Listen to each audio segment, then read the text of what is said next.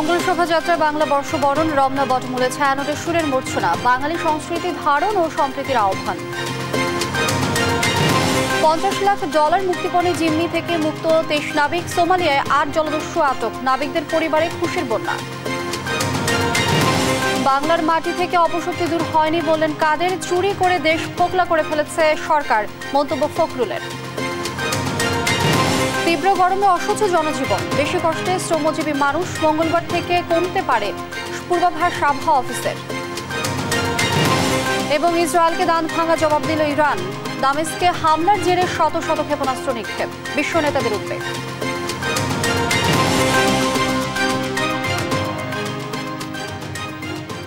আমন্ত্রণ সংবাদ রাতে দেখছিলেন সংবাদ শিরোনাম, সঙ্গে আছি আমি লিনিয়া আফরোজ।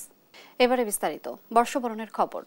বর্ষবরণের অন্যতম অনুষঙ্গ মঙ্গল শোভাযাত্রায় রাজস্বিক অভিষেক হল বঙ্গাব্দ 1431-এর। কুপমণ্ডকতা, কুসংস্কার আর মৌলবাদের রক্ত চোখ রুখে দিয়ে মঙ্গল শোভাযাত্রায় অংশ নেওয়া জনস্রোত জানান দিয়েছে বাংলাদেশ এগুবে বাঙালি সংস্কৃতি নিয়েই 4 মূলনীতির গরিমায়। শোভাযাত্রা ঘিরে ছিল কঠোর নিরাপত্তা বলয়, ছিল মানুষের ঢল। জয় যাদবের প্রতিবেদন।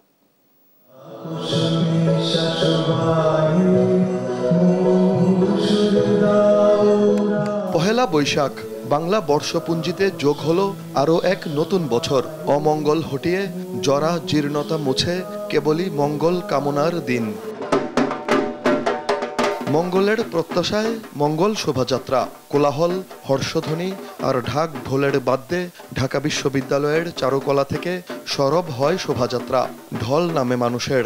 প্রত্যেকটা বাঙালি একটা এই সময়টার জন্য কিন্তু অপেক্ষা করে। হ্যাঁ, মানে যে ঈদ পূজা যেটাই হোক, নববর্ষ সবার, এটা আমরা সবাই উদযাপন করব। এই উৎসবটা আমরা এত ভালোভাবে পালন করি, ছোট বড় সবাই, বাচ্চারা সব চলে এসেছে। বাঙালির প্রাণের উৎসব, এটা কিভাবে মিস করি আমি বাঙালি হিসাবে। বর্ণিল পাখি, হাতি, টেপা পুতুল আর নানা রঙের মুখোশে গতি পায় জনস্রোত। প্রকৃতিকে ফিরে পাওয়ার আশায় এবার মঙ্গল শোভাযাত্রায় বড় আকারের প্রতীকগুলো তৈরি হয়েছে লোক সংস্কৃতির উপকরণ ও দেশের বিপন্ন প্রাণীদের নিয়ে। টেপা পুতুলি বলেন, ঘোড়াগুলি বলেন, এগুলি নিয়ে আমরা যে বের হই চারুকলার প্রতিদিন পয়লা বৈশাখে, এটার মধ্যে মঙ্গলের বার্তা থাকে, মিলনের বার্তা থাকে। উৎসব মানেই হচ্ছে মিলন, এবং আমরা চাই শুভর বিস্তার। নববর্ষ আজকে উৎসব, কিন্তু আমরা জানি যে নববর্ষের মূল চেতনা হচ্ছে ধর্ম বর্ণ নির্বিশেষে সকল মানুষের, সবার বাংলাদেশে একটি সুন্দর, একটি অসাম্প্রদায়িক, একটি সুস্থিত বাংলাদেশ একটা আমরা গঠন করতে চাই। তবে শুধু শুভ কামনাই নয়, বিশাল এই জনস্রোত প্রত্যয় জানাচ্ছে মুক্তিযুদ্ধের চেতনায় অসাম্প্রদায়িক মানবিক বোধের বাংলাদেশ কখনো অন্ধকারে যাবে না। যারা সেই অন্ধকারের অপশক্তি, যারা আমাদের বাঙালিত্বকে, আমাদের জাতীয় সত্তাকে, আমাদের আত্মপরিচয়কে, আমাদের সংগ্রামকে, অর্জনকে যারা নস্যাৎ করে দিতে চায়, যারা তার বিরুদ্ধে কাল্পনিকভাবে আমার ধর্মকে সাংঘর্ষিক জায়গায় দাঁড় করাতে চায়, তাদেরকে রুখে দাঁড়াতেই হবে। যারা ধর্ম ব্যবসায়ী আছে, তারা এই আমাদের বাঙালি সংস্কৃতিকে পরাভূত করার চেষ্টা করে। মুক্তিযুদ্ধের সময়ও তারা পরাভূত করার চেষ্টা করেছিল, এখনও তারা সে ধারা অব্যাহত রেখেছে, কিন্তু সে ধারা ক্রমশই ক্ষয়িষ্ণু শক্তিতে পরিণত হয়েছে। এবার মঙ্গল শোভাযাত্রার 36 বছরে পদার্পণ। চারুকলা থেকে শাহবাগ, পুরনো শিশু পার্ক ঘুরে আবারও শাহবাগ হয়ে টিএসসি দিয়ে ফের চারুকলায় গিয়ে শেষ হয় মঙ্গল শোভাযাত্রা। অন্ধকারের বিরুদ্ধে আলোর পথযাত্রীর লড়াই চিরকালের। নিকষ কালো অন্ধকার ভেদ করে মঙ্গল শোভাযাত্রায় অংশ নেওয়া প্রতিটি মানুষের প্রত্যাশা নববর্ষ বয়ে আনুক মঙ্গল বার্তা। জয় যাদব, দেশ টিভি, ঢাকা। নববর্ষের প্রথম ভোরের মিষ্টি রোদে ভোরের আলো ফুটতেই আহির ভৈরবীর আগে বাঁশির সুরে এবারের নতুন বছর আবাহনে শুরু হয় রমনা বটমূলের আয়োজন। নতুন স্নিগ্ধ আলোয় স্নাত প্রকৃতির গান, মানবপ্রেম, দেশপ্রেম আর আত্মবোধন জাগরণের সুরবাণী দিয়ে সাজানো ছিল ছায়ানটের এবারের আয়োজন। নতুন প্রজন্ম বাঙালির এই সংস্কৃতি ধারণ করতে না পারলে আয়োজনের সার্থকতা নেই বলে মনে করে বিশিষ্টজনরা। সজীব রহমানের ক্যামেরায় আজিজুর রহমান কিরণের রিপোর্ট। সূর্য তার সময়ই উঠেছে, বাঙালি জেগেছে আগে, পরনে চাপিয়েছে লাল সাদা বসন, পাড়ি দিয়েছে পথ যেখানে সুরেলা আয়োজন ছিল অসৎ ছায়াবিথি তলে। কেউ জানে না কারণ, সবাই যাকে ডাকে রমনা বটমূল।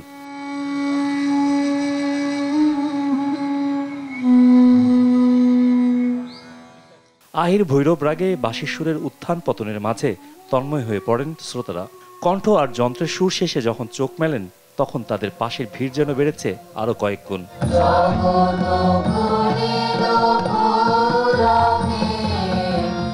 বরাবরের মতোই মূল মঞ্চে বসেছেন ছায়ানটের নানা বর্ষের শিল্পীরা। 185 জন শিল্পী একে একে পরিবেশন করেন 30টি ভিন্ন পরিবেশনা। আগতরা উচ্ছ্বসিত এই আয়োজনে অংশ হতে পেরে। একটু পার্থক্য এরকম সবকিছুই শান্ত, পরিবেশটা খুব সুন্দর, আর কোনো রকম মনে করেন হয়রানি নেই। অনেক লোকের সমাগম, সবাই এসছে, সবাই খুবই আনন্দ পাচ্ছে যে অনেক বছর পরে আবার পহেলা বৈশাখ, সবাই এসছে। এত বছরের বাঙালি সংস্কৃতিকে ধরে রাখা, তার উপর হচ্ছে এত এত মানুষের এখানে এসে এত সুন্দর অনুষ্ঠান উপভোগ করা, আসলে অনেক বড় পাওয়া। It's a very beautiful experience, and today I'm happy here to this concert. It's very nice. বিশ্বকবি রবীন্দ্রনাথ ঠাকুর, জাতীয় কবি কাজী নজরুল ইসলাম থেকে শুরু করে কালজয়ী সৃষ্টির বিজাতীয় অবমাননার প্রতিবাদ এবং লেখনীর দুর্দম শক্তিতে বাঙালির গণজাগরণের স্ফুলিঙ্গ ছড়িয়ে চলা আবু বকর সিদ্দিকীর স্মরণ।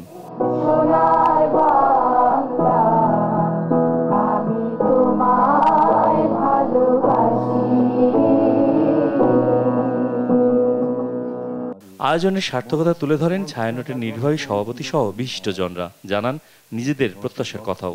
সম্প্রীতির বাঁধনটি গেছে তুলতে, এ থেকে বাঙালিকে ফিরতে হবে তার সমহিমায়, তবেই নববর্ষ উদযাপন সফল হবে। না হলে এটি নিছক একদিন বাঙালি সাজার উপলক্ষ হিসেবে দাঁড়াবে।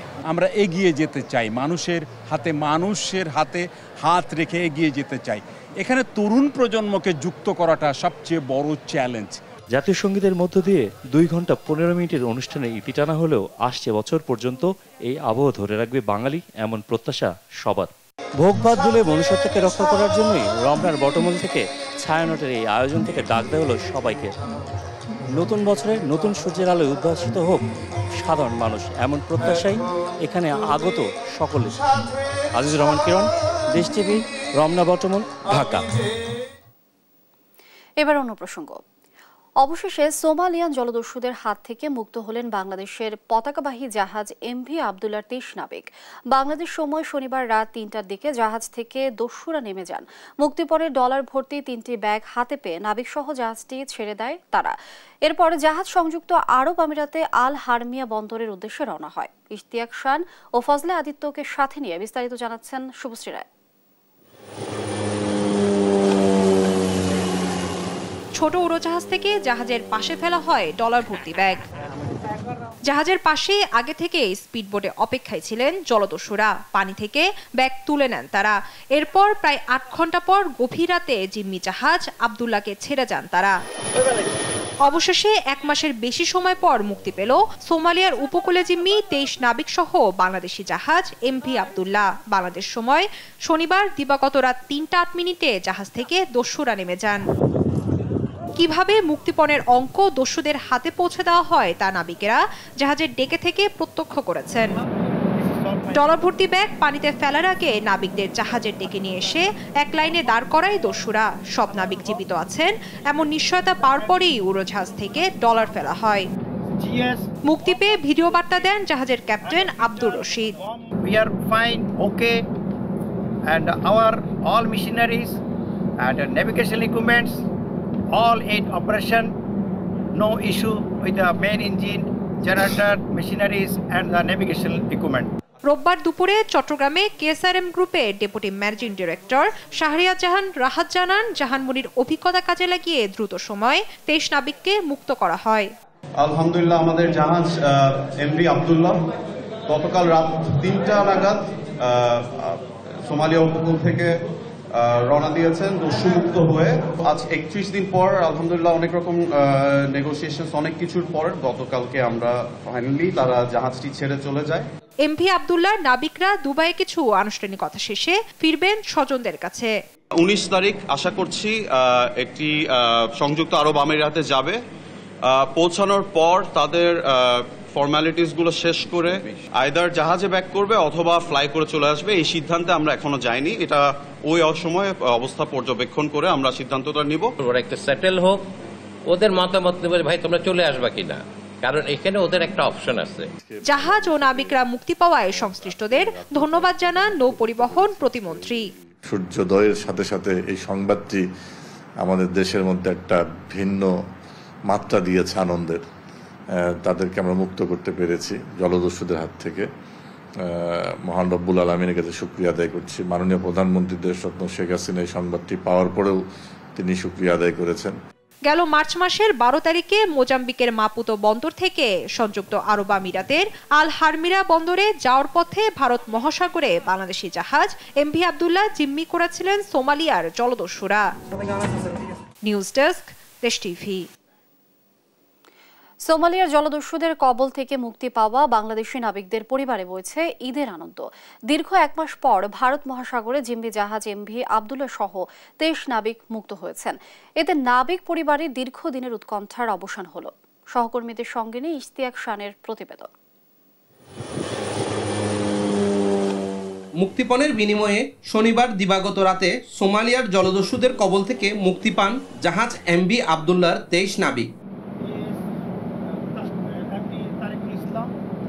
নাবিক আইনুল হকের মা লুৎফিয়ারা বেগম সন্তানের মুক্তির আনন্দে আত্মহারা। বড় সন্তান জিম্মি ছিল জলদস্যুদের কবলে, এজন্য ঈদ কেটেছে হতাশায়। কিন্তু সন্তানের মুক্তির খবরে চট্টগ্রামের নাবিক আইনুলের পরিবারে বইছে ঈদের আনন্দ। আমরা আজকে নতুন জীবন পেয়েছি, আমাদের জীবন এবং আমাদের সন্তানদের নতুন জীবন ফিরে পেয়েছি, এখানে আমরা অনেক খুশি। একই আনন্দ এমভি আব্দুল্লাহর ক্যাপ্টেন আব্দুল রশিদের পরিবারেও। আমরা যখন খবর পেলাম জলদস্যু থেকে মুক্তি পেয়ে দুবাইয়ের পথে জাহাজ রওনা দিছে, তখন আমরা খুব আনন্দিত। এতদিন ভাত পানি কিছু খেতে পারেনি, ঘুমাতেও পারেনি।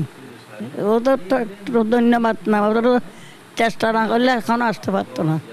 মুক্তির খবরে আল্লাহর কাছে শুকরিয়া প্রকাশ করেন খুলনার নাবিক মোহাম্মদ তৌফিকুল ইসলামের পরিবারের সদস্যরা। বিগত 31টা দিন হচ্ছে জীবনের সবচেয়ে বিষাদময় দিন ছিল বলা যায়। তো আলহামদুলিল্লাহ, আল্লাহর কাছে লাখো কোটি শুকরিয়া। আমি তো খুব খুশি, কারণ আমার বাবা দুটো আমার কাছে ফিরে আসছে। মুক্তির খবরে স্বস্তি ফিরেছে সিরাজগঞ্জের নাবিক নাজমুল হক হানিফের পরিবারে। এখন তাদের একটাই চাওয়া, সুস্থভাবে ফিরে আসুক হানিফ। জিন্দে থাকার অবস্থায় আমরা খুবই কষ্ট পাচ্ছিলাম, রাত দিন খালি আমার কান্নার কোনো নেই, আল্লাহর কাছে খালি দোয়া পাচ্ছি না। জিম্মি দশা থেকে মুক্তি পাওয়া ফেনীর ইব্রাহিম খলিলের পরিবারেও ঈদের আমেজ। 11 তারিখে যে ঈদ গেছে সেটা আমরা উদযাপন করতে পারি না, আজকে আমরা ঈদ উদযাপন করতেছি। আমার ছেলে খুশি সংবাদ পাইছে, তার লাখো শুকরিয়া। একই আনন্দ বিরাজ করছে নোয়াখালীর আনোয়ারুল হক রাজুর পরিবারে।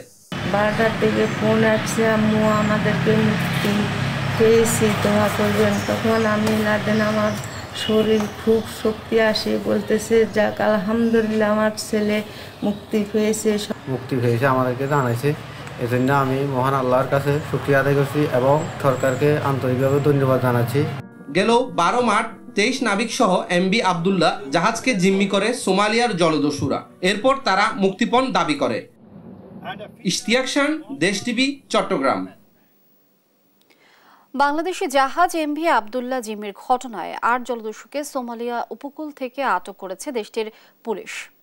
তীরে পৌঁছানোর পরপরই তারা আটক হন। স্বায়ত্তশাসিত অঞ্চল পান্টল্যান্ডের উচ্চপদস্থ পুলিশ কর্মকর্তার বরাতে রোববার এই খবর জানিয়েছে স্থানীয় সংবাদ মাধ্যম গারোয়। প্রতিবেদনে এসেছে তাদের কাছ থেকে মুক্তিপণের টাকা উদ্ধার করা হয়েছে কিনা তা নিশ্চিত করেননি ওই পুলিশ কর্মকর্তা। মুক্তিপণ নিয়ে সোমালিয়ার উপকূল থেকে 23 নাবিক সহ বাংলাদেশি জাহাজ এমভি আব্দুল্লাহকে ছেড়ে দেন জলদস্যুরা।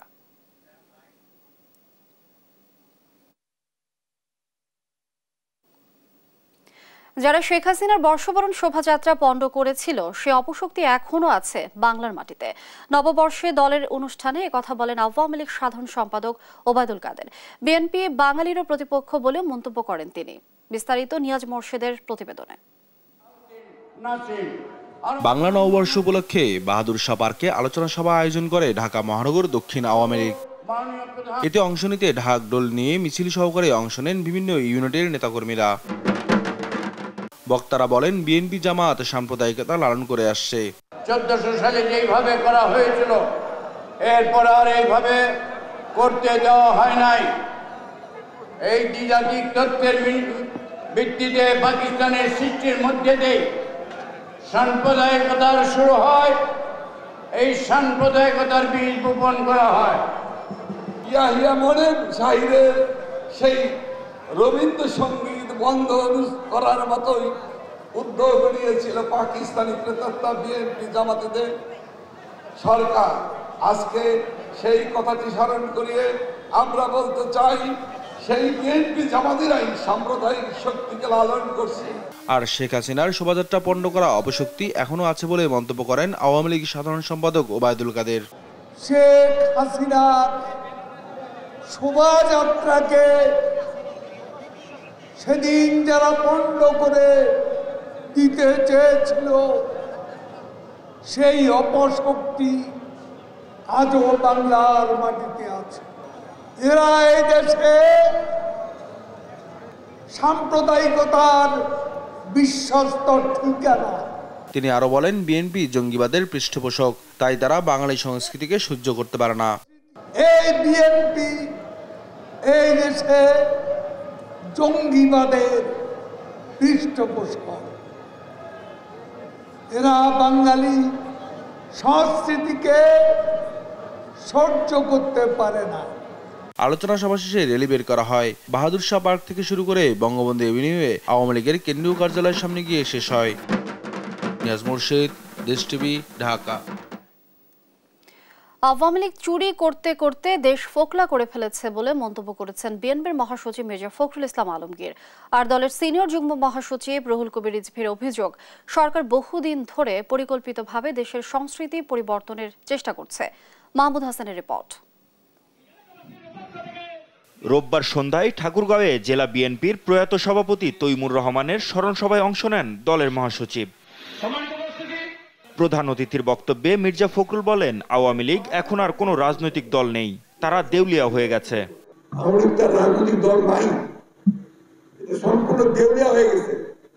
ওর কোনো সংগঠন নাই, শক্তিশালী না। এখন তো রাষ্ট্রযন্ত্র দিয়ে দল চালায়, সরকার চালায়। অনেক লোক বলে এটা এখন আওয়ামী লীগ নাই, এটা এখন পুলিশ লীগ হয়েছে। আওয়ামী লীগ চুরি করতে করতে দেশ ফোকলা করে ফেলেছে বলেও মন্তব্য করেন তিনি। এই চুরি করতে করতে দেশটাকে ফোকলা করে দিয়েছে। অর্থনীতি শেষ, ব্যাংকগুলো ধ্বংস হয়ে যাচ্ছে, আপনার ইম্পোর্ট ভালো হচ্ছে না, এক্সপোর্টও বাড়ছে না, অর্থনৈতিক অবস্থা ধসের দিকে যাচ্ছে। অর্থনীতিবিদরা বারবার করে বলছেন যে এখনো থামেন, মেগা প্রজেক্ট দিয়ে মেগা দুর্নীতি বন্ধ করেন, নাহলে এই দেশ আর টিকবে না। এদিকে রাজধানীর নয়াপল্টন কেন্দ্রীয় কার্যালয়ের সামনে বর্ষবরণ অনুষ্ঠান আয়োজন করে জাতীয়তাবাদী সামাজিক সাংস্কৃতিক সংস্থা। আজকের অনুষ্ঠানের মধ্যমণি সরকার বহুদিন ধরে পরিকল্পিতভাবে দেশের সংস্কৃতি পরিবর্তনের চেষ্টা করছে বলে অভিযোগ করেন বিএনপির সিনিয়র যুগ্ম মহাসচিব। আমরা শুধু রাজনৈতিক আধিপত্য নয়, আমরা সাংস্কৃতিক আধিপত্যের মধ্যে, আগ্রাসনের মধ্যে আমরা পড়েছি। আমাদের দীর্ঘদিনের কৃষ্টি কালচার, আমাদের দীর্ঘদিনের আমাদের ভাষা, আমাদের শব্দ, এটাকে বদলে দেওয়ার অনেক প্রচেষ্টা চালানো হচ্ছে সরকারের পক্ষ থেকে। পরে জাসাসের আয়োজনে পরিবেশিত হয় মনোজ্ঞ সাংস্কৃতিক অনুষ্ঠান। মাহমুদ হাসান, দেশ টিভি, ঢাকা। তীব্র গরম ভোগান্তি নেমে এসেছে জনজীবনে। সোমবার তাপমাত্রা বাড়বে আরও, তবে মঙ্গলবার থেকে আসতে পারে স্বস্তির বৃষ্টি। আবহাওয়া অফিস বলছে, রংপুর, ময়মনসিংহ ও সিলেট বিভাগে ঝড়ো হাওয়া সহ শিলাবৃষ্টি হওয়ার সম্ভাবনা রয়েছে। বিস্তারিত নূপুর মাহমুদের রিপোর্টে। তীব্র গরমে পুড়ছে দেশ। ঈদের ছুটিতে পরিবার পরিজন নিয়ে বের হওয়াও যেন এক আতঙ্ক। এরপরও বের হচ্ছেন অনেকে, তবে তাদের চোখে মুখে নেই স্বস্তির কোনো আভা। রাজধানীর 36 ডিগ্রি তাপমাত্রা মাথায় নিয়ে জিয়া উদ্যান সহ নানা বিনোদন কেন্দ্রে আসা মানুষগুলোর কথাই ছিল গরমের অস্বস্তি। 2 দিন একটু গরম গেছে, এই জন্য বের হয় না, আজকে বের হলাম। বাচ্চাদের জন্য খুশির জন্য আসতে হয়েছে, করার কিছু নাই। ঘুরতে আসছে, তাও ভালো লাগতেছে, ঘরে বোরিং ফিল করতেছিলাম, এর জন্য ঘুরতে আসছে। গরম তো লাগছে, গরম আছে, বাসায় ভালো লাগে না, তার জন্য এখানে আসছি। তীব্র গরমে ভালো নেই দিনমজুররাও। স্বাভাবিক তাপমাত্রায় ঈদের ছুটিতে যে আয় হতো, গরমে সে উপার্জনেও মেরেছে থাবা। রিকশা চালক হাসিম মিয়া বলছিলেন, 1 ঘন্টা রিকশা চালালে আধা ঘন্টা নিতে হচ্ছে বিরতি। গরমের জন্য কাম কাজ হয় না, একবারে কম। রোদের তাপে শরীর খুব দুর্বল। 5টা জায়গায় তো 2টি এলো কাজ করে খাইতে হইব। গরমের তাপমাত্রা তো প্রচুরই। আমরা তো আর প্রেসার তো আর মাপতে পারি না, আমরা তো ডাক্তার না। আমরা শরীরে যা আছে আল্লাহ পাকে তাই দিয়েছে, আমরা সহ্য করে খাইতে হইব। তবে আবহাওয়া অফিস দিচ্ছে ভালো খবর, মঙ্গলবার থেকে কমতে পারে তাপমাত্রা, বৃষ্টি হওয়ার সম্ভাবনার কথাও জানান কর্মকর্তারা। আগামী 16-17 তারিখের পরবর্তী সময়ে দেশের পূর্বাঞ্চলে অর্থাৎ সিলেট, ময়মনসিংহ, ঢাকা, চট্টগ্রাম এবং বরিশাল বিভাগের কিছু কিছু জায়গায় বৃষ্টি অথবা বজ্রসহ বৃষ্টিপাতের সম্ভাবনা আছে। এপ্রিল মাস এবং বাংলার হচ্ছে যে চৈত্র শেষ হয়ে গেছে, বৈশাখ মাস আজকে, তো চৈত্র এবং বৈশাখ এই সময়টা হচ্ছে ওয়ার্ম, বছরের সবচেয়ে উষ্ণতম সময়। রোববার রাঙ্গামাটিতে সর্বোচ্চ তাপমাত্রা ছিল 40 ডিগ্রি সেলসিয়াস। নূপুর মাহমুদ, দেশ টিভি, ঢাকা। ঢাকা বিশ্ববিদ্যালয়ের প্রাঙ্গণে বাংলা নববর্ষকে বরণ করে নিতে দিনভর ছিল নানা আয়োজন। গ্রীষ্মের দাবদাহকে উপেক্ষা করে নানা বয়সী মানুষের উদযাপনে মুখরিত ছিল ঢাকা বিশ্ববিদ্যালয়ের এলাকা। আরো জানাচ্ছেন সাবরিনা মজুমদার। এসো হে বৈশাখ এসো এসো। দক্ষিণা হাওয়ায় এখন কেবল বর্ষবরণের সুর, ঢাক ঢোল পিটিয়ে উৎসবে মেতেছে গোটা দেশ। কাল বৈশাখী ঝড়ের রুদ্ররূপে যেমন পৃথিবীর অন্যায়, অসাম্য, শোষণ দূরীভূত হবে, ঠিক তেমনি নববর্ষ নতুন স্বপ্ন, ভালোবাসা নিয়ে এসেছে সবার দুয়ারে। ঢাকা বিশ্ববিদ্যালয় প্রাঙ্গণের আশেপাশে জুড়ে চলেছে নানা আয়োজন, যেখানে প্রিয়জন, বন্ধু বান্ধব সহ সবাই যেন আত্মার মেলবন্ধনে একীভূত হয়েছে বাংলার টানে নববর্ষের উল্লাসে। আমরা মনে করি যত দিন যাবে এই প্রজন্ম তত বেশি উদ্বেলিত হবে এবং কাঙ্ক্ষিত স্বদেশ আমরা গড়ব। ধর্ম, মানুষের চিন্তা, মানুষের ভাবনা অনেক রকম থাকবে, কিন্তু নববর্ষ আসলে তার রূপ রস গন্ধ নিয়ে প্রতি বছর এরকম করে হাজির হবে আমাদের সামনে। আমাদের নিজেদের যে সংস্কৃতিটা, ওটা অন্যদের থেকে যে একটু আলাদা, কোথা থেকে আলাদা সেটা আমরা অনুভব করতে পারি। আমার বাবা মা যেমন আমাকে বাঙালিয়ানা শিখিয়েছে, ওদেরকেও আমি শেখাচ্ছি যাতে ওদের ভবিষ্যৎ প্রজন্মে এইভাবেই তো যুগ যুগ থেকে সবাই এই ঐতিহ্যটাকে ধরে নিয়ে যাচ্ছে এবং সবাই পালন করছে। কিছু মিলাই আমরা যাতে ভালো থাকতে পারি, সবাই যেন ভালো থাকতে পারি। শুধু বাঙালিরাই নন, বিদেশিরাও মেতে ওঠে নববর্ষে উদযাপনে। আর খুব ভালো লাগে, অনেক লোক আছে, লোক শাড়ি পরছে, খুব কালারফুল, খুব মজা করলাম। To experience the culture that really is different than in European countries. So beautiful people, beautiful বড় খেলনা, সবর্ণ বর্ষ। ঐতিহ্য, অহংকার ও অসাম্প্রদায়িকতার মিলন মেলায় পুরো দেশ ভাসে এক মহা আয়োজনে। পুরনো বছরের জীর্ণতা ভুলে সূর্যোদয়ের মাধ্যমে স্বাগত নতুন বছর 1431-এর। তাই তো সকল অশুভ শক্তিকে পেছনে ফেলে নতুন বছরের শুভ সূচনা হোক, অশুভের বিনাশ ও অসাম্প্রদায়িক দেশ করার প্রত্যয়। সাবরিনা মজুমদার, দেশ টিভি, ঢাকা। দিন দিন ঐতিহ্য হারাচ্ছে হালখাতা। পহেলা বৈশাখের দিনে রাজধানীর পুরান ঢাকায় হালখাতার আয়োজন ছিল হাতে গোনা। বিস্তারিত ফজলা আদিত্য রিপোর্টে। প্রাচীন বর্ষবরণের রীতির সঙ্গে অঙ্গাঙ্গিভাবে জড়িত হালখাতা। তখন চৈত্র মাসের শেষ দিনের মধ্যে সব খাজনা, মাসুল ও শুল্ক পরিশোধ করে খোলা হতো নতুন খাতা। 1430-কে বিদায় দিয়ে 1431 বঙ্গাব্দে শুরু ঠিক একইভাবে করেছেন পুরান ঢাকার তাঁতিবাজার ও শাঁখারী বাজারের ব্যবসায়ীরা। এখানে গণেশের পূজা করি, বিঘ্ননাশক গণেশ, ভগবতী দুর্গা এবং পঞ্চদেবতার পূজা করে কার্যক্রম আরম্ভ হয়ে গেল। এই যে এখন কার্যক্রম আরম্ভ, এখন বিক্রি আরম্ভ হয়ে যাবে। নতুন খাতা আমরা ব্রাহ্মণ আসে, ব্রাহ্মণ আমাদের সময় দেখে আমরা আমাদের খাতাটা ওপেন করি, এটাই হালকা। তারপর বেচাকেনি করি। আর আগেকার দিনে হালকা হতে হইতো অন্যভাবে, তখন আগেকার দিনে ছিল সিস্টেম আলাদা, এখন তো সে হালকাতা হয় না, বাকি টাকি গেলে চলে যায়, আর পাওয়া যায় না। আগের দিনে মানুষ ভালো ছিল, আইসে টাকা পয়সা দিয়ে যেত। তবে ঈদুল ফিতরের দীর্ঘ ছুটি থাকার কারণে আগের মতো জমকালো আয়োজন হয় না এখন। এরপরও পহেলা বৈশাখ ও হালখাতা ঘিরে পুরান ঢাকার ব্যবসায়ীদের ব্যস্ততা। এখন তো মনে করেন মার্কেট বন্ধ, এইবার শুধু খালি নিয়ম কাজটা করা হবে। কাস্টমার সবাই তো বাড়ি করে চলে গেছে, মার্কেটও তো বন্ধ, লোকজন ঠিক মতো এখনো আসেনি। আজকে হালখাতা হিসাবে মনে করেন যে একটা বছরের প্রথম দিন করতে হয়, এই জন্য আর কি কাজটা করা হবে। যে দোকান পরিষ্কার করে দোকানে পূজা টুজা দেওয়া হয়, তারপরে কাস্টমারদের জন্য আমাদের কিছু করা হয়, আয়োজন করা হয়, পুজো দিয়ে তারপরে মানে আমরা প্রতিদিনের কাজটা শুরু করি। বাংলা বছরের প্রথম দিন যে নববর্ষ করা হয়, এখানে হিন্দুদের ব্যবসার কল্যাণের জন্য আপনার লক্ষ্মী পূজা করা হয়, গণেশ পূজা করা হয়, নতুন খাতা শুভক্ষণ করে সবাইকে মিষ্টি মুখ করানো হয়। প্রযুক্তির প্রসারে পুরনো ঐতিহ্য দিন দিন লোপ পাচ্ছে বলে জানান তারা। ফজলে আদিত্য, দেশ টিভি, ঢাকা। ঈদের পর কাজে ফিরেই প্রাণ গেল 3 শ্রমিকের। রোববার ব্রাহ্মণবাড়িয়ার নাসিরনগর উপজেলার নির্মাণাধীন ভবনের সেপটিক ট্যাঙ্ক পরিষ্কার করতে গিয়ে তাদের মৃত্যু হয়। নিহতরা হবিগঞ্জের মাধবপুর উপজেলার চুন্নু মিয়া, আলম মিয়া ও সম্রাট মিয়া। ব্রাহ্মণবাড়িয়া থেকে সহকর্মী মেহেদী নূর পরশের প্রতিবেদন, জানাচ্ছেন দিবাশ্রী বড়ুয়া।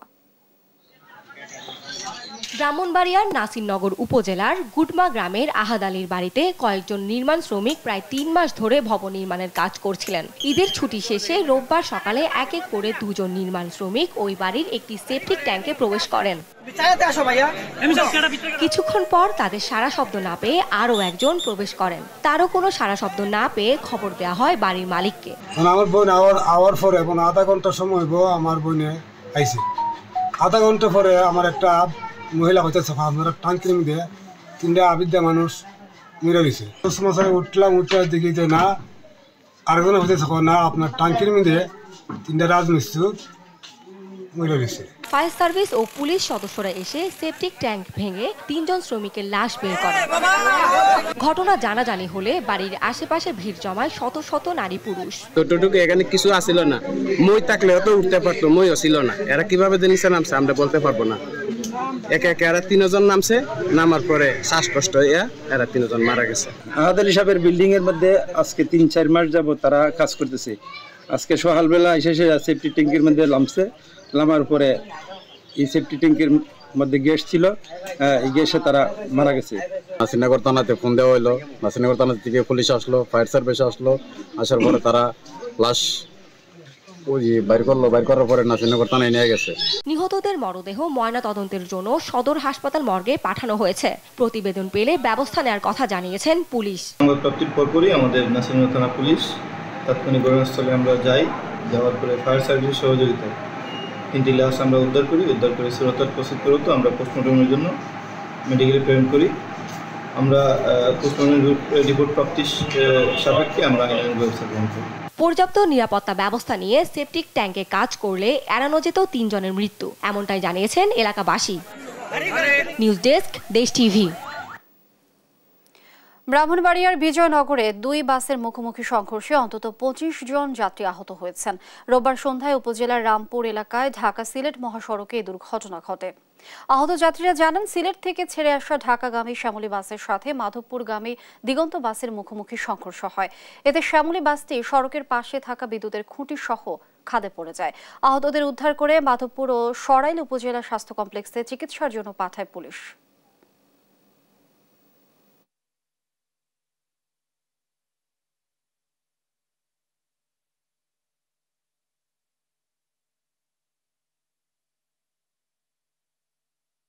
বাড়িবার কোনো পথ নাই, এবার সামনের দিকে আত্মাও খাইটা আমার এলাকার লোকে কিছু বাইর করছে। এখন তো আমরা ফ্লাইট সব বাতিল হয়ে গেছে, সমস্যা পড়ে গেছে। আমরা সংবাদের সাথে সাথে আমার হাইওয়ে পুলিশ আমি সহ দ্রুত পৌঁছানোর ব্যবস্থা করি এবং স্থানীয় লোকজনের সহযোগিতায়, ফায়ার সার্ভিসের সহযোগিতায় আমরা যারা আহত হয়েছে তাদেরকে আমরা পাঠাই। আমরা আসার আগেও কিছু ভিকটিমকে হাসপাতালে পাঠানো হয়েছে।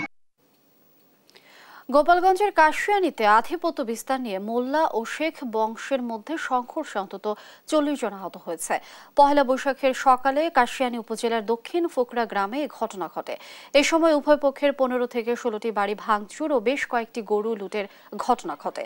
সকাল 7:30 থেকে সংঘর্ষ শুরু হয়ে চলে প্রায় 9:30 পর্যন্ত। আহতদের মধ্যে 21 জনকে গোপালগঞ্জ সদর হাসপাতালে ভর্তি করা হয়েছে। বাকিদের বিভিন্ন ক্লিনিকে চিকিৎসা দেওয়া হয়েছে। সংঘর্ষের পর এলাকায় অতিরিক্ত পুলিশ মোতায়েন করা হয়।